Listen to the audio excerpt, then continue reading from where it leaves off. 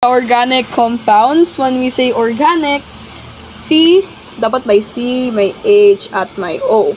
Pero, it's considered if CH lang. Bawal HO, bawal CO, CH. Okay? CH or CHO. Yan ay organic.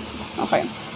So, dun muna tayo sa mga ating mga hydrocarbons. When we say hydrocarbons, sila yung mga alkane, alkene, alkyne. We need to memorize alkane, single bond, alkene, double bond, alkyne, triple bond. Before we actually start sa pag-name at paggagawa ng mga structures. So, ang formula nito, alkane siya yung may plus 2. CnH2n plus 2, CnH2n minus 2, CnH2n. Okay? So, yan sila. Now, ngayon, meron din tayong classification of names para malaman natin yung kung ilang carbons ba ang isang element. So, met, et, prop, but, pent, hex, hept, oc, non, dec. So, met is 1, 2, 3, 4, 5, 6, 7, 8, 9, 10. Okay? So, yan. So, ito yung value, this is the number of carbon. So, may isang carbon, dalawang carbon sa et, and so on. Tama ba yung pagkaano ko? Okay. Now, ang number ng carbons na yan, we will distribute it. Ito kasi alkane.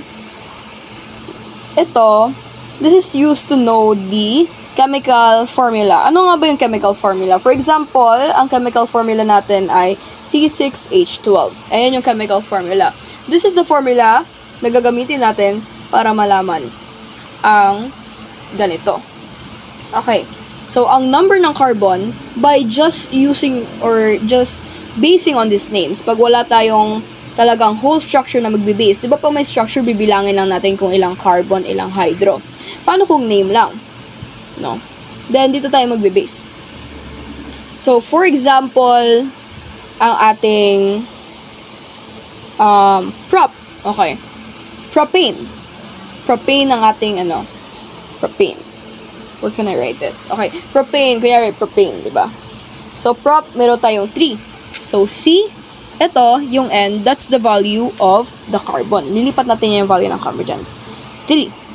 H, 2 times 3 plus 2. Kita ba?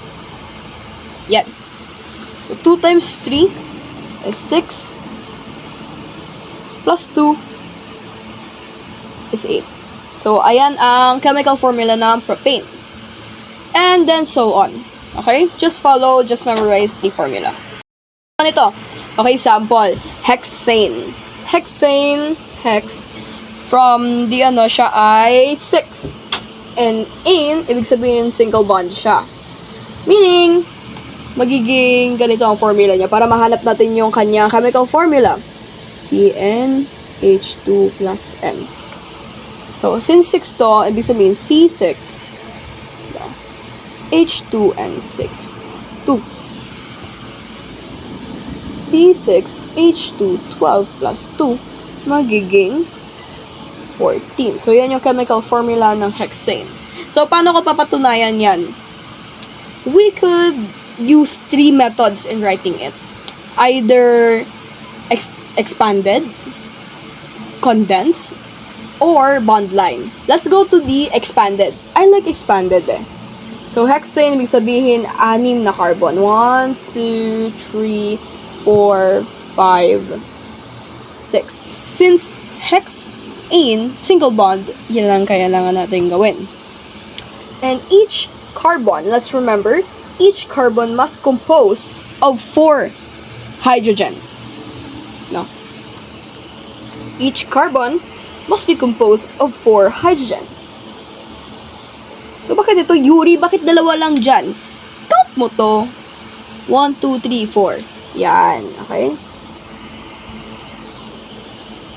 So, C6H14.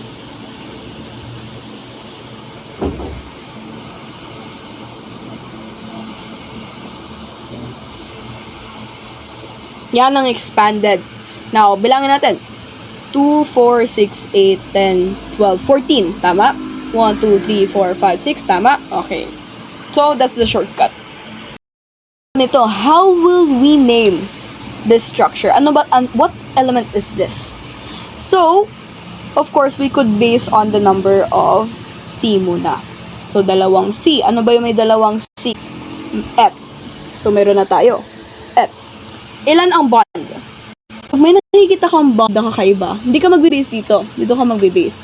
So, this is 3 bonds. Sino ba yung may 3 bonds? Thine. Si alkyne, di ba? So, ethyne. Okay? Since dito, sa first lang naman, dito yung bond natin. So, this number represents where the multiple bond is, or where kung saan matatagpuan ng triple bond. Ano ba yan? So, ayan. Diba? Ethene. So, dalawang carbon and tatlong bonds. Yan. So, you could stop the video, sagutan mo mag-isa, pero paano naman to? Okay. So, of course, count the number of carbons, et na naman. But this time, meron siyang double bond. So, ibig sabihin, ethene. No? So, sa makikita, number 1. So, ethene. Yan.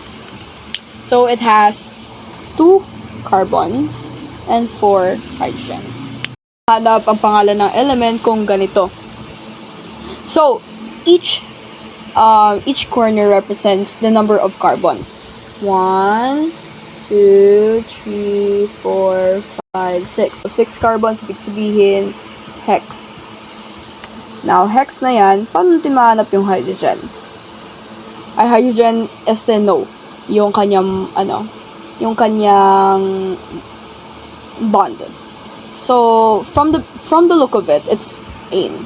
Kasi wala siyang, kasi if gagawin natin siyang ane, for example, dapat may ganito siya. At pag may hex sign, ganyan. Pero, ganyan lang siya eh. So, hexane lang yan. Okay? So, ganyan lang kadali. Ganito, paano natin mahuhulaan yung element if ganito siya?